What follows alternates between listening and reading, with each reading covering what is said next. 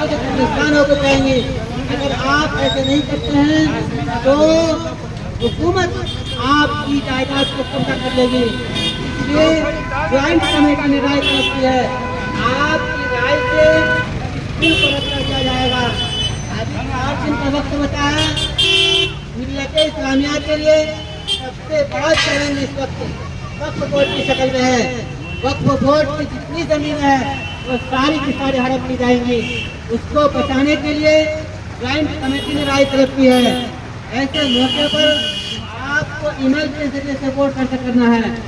اور اس وقت یہاں پر مطلع چوک میں کیمپ لگایا گیا ہے اور یہاں پر QR کوڈ اور بارکوڈ پر رکھا گیا ہے، اس کے ذریعے سے اسکین کریں اور اپنا ای میل درج کرائیں۔ ای میل درج کرانے کا آسان طریقہ ہے کہ کروم براؤزر کو اوپن کریں۔ اوپن کرنے کے بعد اور سائٹ میں کیمرے کا آپشن ہوگا، وہاں پر آپ QR کوڈ کو اسکین کرنا ہے۔ اسکین کے بعد ای میل کا آپشن آئے گا، اس کو اوپن کرنے کے بعد سائٹ میں ایرو کا آپشن آئے گا، اس پر صرف کلک کرتے ہیں۔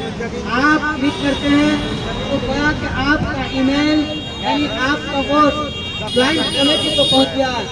ایسے موقع پر آپ اپنی مسجدوں کو بچانے کے لیے اور مدرسوں کو بچانے کے لیے، اپنی قبرستانوں کو اور درگاہوں کو بچانے کے لیے آپ ای میل کے ذریعے سے جوائنٹ کمیٹی کو ای میل کرنا ہے۔